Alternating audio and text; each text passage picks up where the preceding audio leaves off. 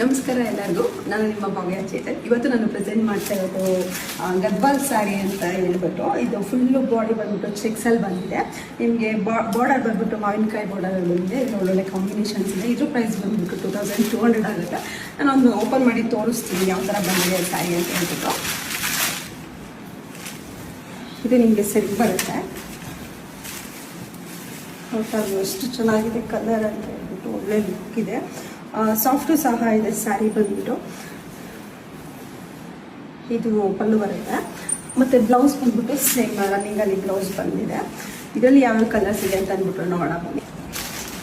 Brown colour ಇದೆ ಇದರಲ್ಲಿ,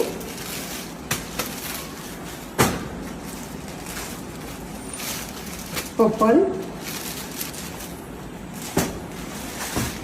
ಮತ್ತು ರೆಡ್. ಮಾವಿನಕಾಯಿ ಬಾರ್ಡರಲ್ಲಿ 4 ಪೀಸಸ್ ಅಷ್ಟೇ ಇರೋದು. Next lines ಬಾರ್ಡರಲ್ಲಿ